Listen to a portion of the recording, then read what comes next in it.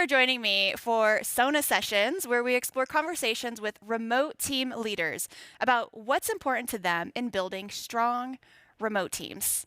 I'm Danielle Snelson, CEO of SONA Events, where we create in person experiences for remote teams, helping you make meeting up in real life easy peasy, whether it's for an all team offsite retreat or meetup.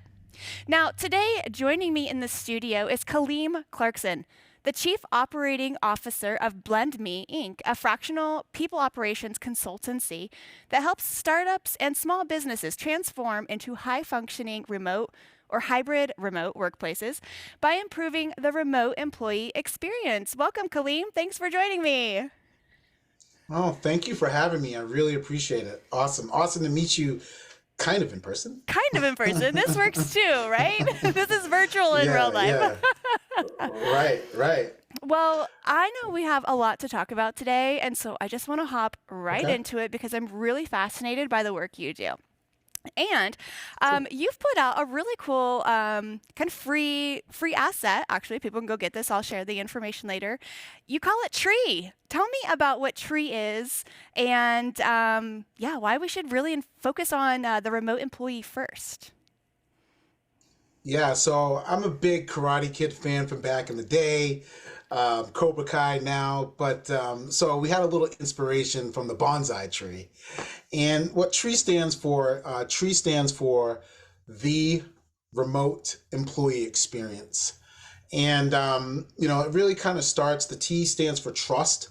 I think what we're learning over the past few years is that it takes a lot of trust for you to be able to implement a really great hybrid remote work experience. And, we started Blend in 2013. So it's been very interesting kind of seeing how this trust has kind of evolved. I think prior to the pandemic, companies who were remote were very intentional. So trust was what we like to say assumed, right? So versus earned. Everyone says trust is earned, but in this remote work space, there has to be a little bit of assumed trust. So T stands for trust, and R stands for responsibility. And with trust and responsibility, they're both a two-way street. You have kind of going back to trust, you have the employer who needs to trust the employee that they're going to get the job done. And then you have the employee needs to trust the employer that they're going to follow through on all the things that they said in the job description, on the mission. So then go into responsibility, something very similar. The organization needs to take on the responsibility to ensure that they have all the tools, all the policies in place, all of the calendars for offsites, in-person meetings, virtual meetings, all of those things. They have to take that responsibility on, which is a pretty big responsibility. And then the employee has to take on responsibility to ask questions when they need help. Of course, the employer needs to provide a psychologically safe environment, right? There's a lot of things there, but the employee has to take on responsibility of getting the job done, asking questions when they need help, and actually connecting socially, a really important thing. So the T stands for trust, the R stands for responsibility, and then the E and the E, employee experience. And that's a big, big category. I won't talk about everything in the employee experience, but very quickly, it's how do you attract the right talent? How do you hire them? How do you onboard them? How do you keep them engaged, right? How do you train them, develop them? How do you manage their performance? And then how do you offboard them? That's the complete employee life cycle. And when we talk about the remote employee experience, that's what we're kind of talking about. I love it. I mean, all of these concepts apply to, physical companies as well, but like you said earlier, being remote means that you're more intentional about how you're doing all of these processes, and having people like you on their team to guide them and lead them through Mm, this experience just makes a better absolutely. experience for everyone, right? Absolutely. It really does. And the interesting thing, the question I get a lot is, well, why are you talking about the remote employee experience? What about we're hybrid? We're not a remote company. So why are you even mentioning the remote employee experience if we're hybrid? Well, you may have heard some of these terms, remote first or digital first or virtual first. And those are operational models. And the reason why people are using those terms and the reason why we focus on the remote employee experiences is that the concept is that if the organization focuses on the experiences of location independent employees, like regardless of where you are by location, then it really will improve. It will keep you focused on one target audience, but in actuality, it kind of improves the experience for everyone, right? Because Totally. if you have a policy that's going to work for location independent people, then it kind of spills over to everybody else. So that's why we really talk about the remote employee experience, even in hybrid remote work environments, because it's about being able to do business when you're not all together. And those could even be co-located places like, you know, conference room here, conference room there. Mm-hmm. So yeah, that's why we really, really focus on the remote employee experience. That's awesome. Maybe, I'm trying to think about, a fully remote team versus a hybrid team. What's the biggest hmm difference you see in those two groups of teams? Well, I think this is a very I think it's a difficult question. It's a great question, by the way. For for me, I think the difference is about where we are in time. Prior to the pandemic, hybrid meant something very specific. Hybrid meant before the pandemic, you had people that were in the office Monday through Friday, 8 to 5, no questions asked. And then you had a group of people that are completely remote. So that was the typical hybrid arrangement. The question you're asking in today, in 2023, makes it very, very gray. And I think because there are forced returns, um, because there's so many variations within how companies are implementing hybrid, our first thing that we always suggest is you have to define what it is, because you and I could be talking about something completely different. Not to dodge your question, but the reality is that they vary so differently. And honestly, without free choice, I think the organizations that are giving 100% choice, no requirement, if you want to come into the office, please do.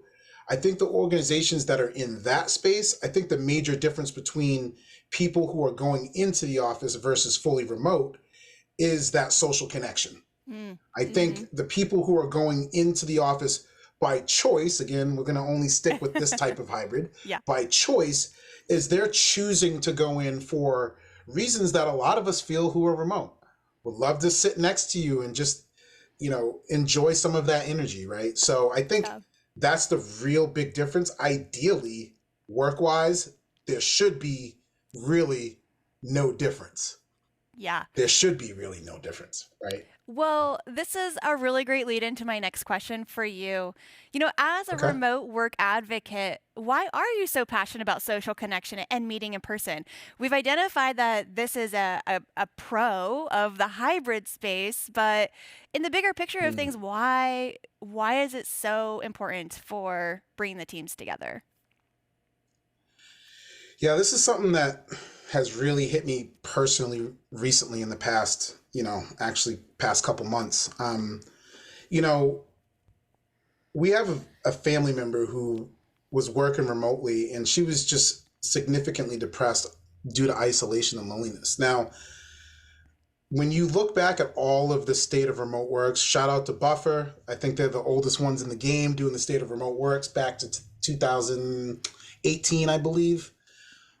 Loneliness, isolation, and collaboration, when you merge those together, and please, all the statistics people out there, please find the real number. But I want to say it was something like 40 something percent of the biggest challenges. So they Mm. put out this state of remote work and they asked people what are the biggest challenges with working remotely. Isolation and loneliness was one, and collaboration was the other one. Mhm. So what that means to me and what we took from that is, listen, we love the flexibility that remote work provides. We believe all the pluses, your talent pool's better, being able to allow workplace flexibility so people can walk their dogs, just having a better well-being. But the reality is that we are a tribal species. Like think about who we are as a being. We're not the hedgehog, which I learned watching cartoons with my daughter, that the hedgehog is an animal that can live on their own. They're very isolated. But humans were very tribal. And you can't really replace that connection of being in person. So what we believe is that, what's that other phrase? Absence makes the heart grow fonder. Is that Yeah, the yeah, right yeah, phrase? I yeah. think it is. I think Yeah. it is. If you've ever traveled and you have a significant other, a dog, a child, what happens when you come home, Danielle? What Oh, happens when you come home? it's like the biggest, warmest welcoming when you come home. At least for me. Right, right. Yes, it is, right? And you Mhm. actually enjoy that time. Long distance relationships. I was in a distance relationships in college. When you get together, you try to stuff in all of the connection time that you can because you've been talking on the phone Yeah. forever. There's a focus on why you are there. So, with remote companies, if that focus is about the connection, that's what brings you together. Isolation and loneliness is very dangerous. I believe the one of the World Health Organizations, a bunch of them. Um, I believe they've listed loneliness as like we're at pandemic levels of loneliness. We're more lonely as we've been more digital. We're Mm, not, people aren't a part of churches as much as they were. Um, we're just not as much people moving mm. from their hometowns to different locations. So Yeah. you're not living with your community. So isolation and loneliness, people have heard the stat. It's it's as equivalent to smoking 15 cigarettes a day. That's a lot. And that can really cost you as an employer as far as engagement and productivity. So there's two Yeah. sides of this story. A, it's probably a good thing to do for people's well-being and mental health to ensure that those connections are there. But from a business standpoint, it also impacts productivity. So in my opinion, the offsite is even more important than it ever has been. The purpose of the offsite should solely be on connection. I think we're seeing percentages. Shout out to Chase Warrington from Doist. Shout out to, I'm blanking on some of the other companies. They put out some of their research, or not research, but just some of their Yeah. The patterns findings. of what Yeah. they've done. Yeah, like their percentages of work versus fun. What we're seeing is, Yeah. is that the better retreats are in like the 60s to 70% of fun and free time, Yeah. and only 20% work. Yeah. So the social connection is critical. Yeah, I mean, obviously, going and doing an offsite and being in person and connecting with your teammates in person is so important. But, even being able to connect virtually and making time and space for that leading up to an offsite really helps to enhance the pre-existing relationship. And then when they're in person, they are able to grow that in a unique way without having to start at the bottom. And so I love, Yeah, yeah. So it's just it's it's fascinating. great. Yeah. It's great when it's intentional. I think that's the overall theme of this conversation today is being intentional with the time and how you spend it remotely and also in person. Yeah, to kind of bounce off your last statement, I remember listening to a podcast on, I think, How We Built This on NPR. Mm. Hopefully you all have Mhm. heard this before. And I believe her name is Chelsea Wolfe. Is she the founder of Bumble?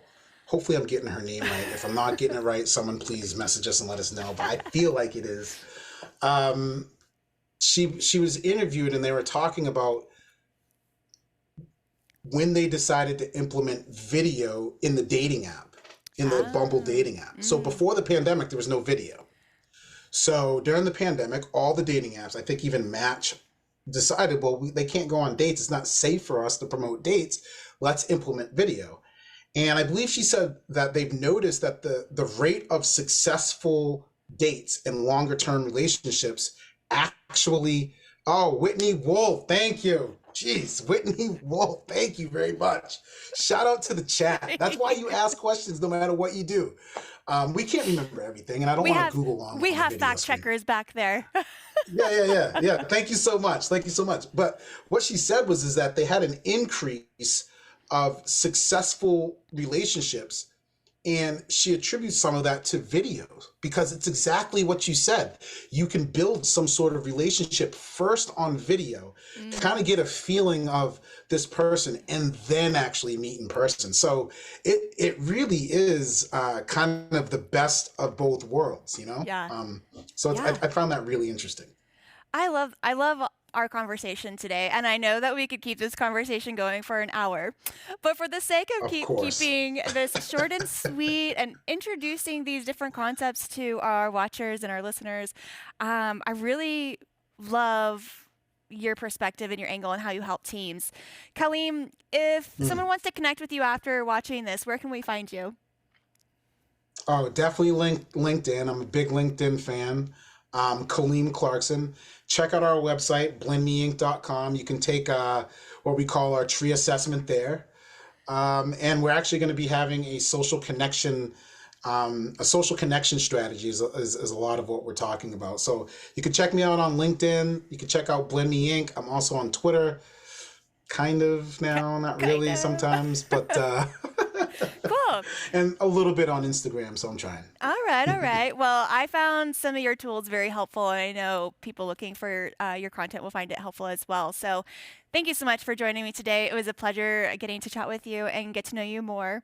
And I'm excited to share your contact information with everyone. So, thank you everyone for watching, and stay tuned for some more upcoming SONA sessions.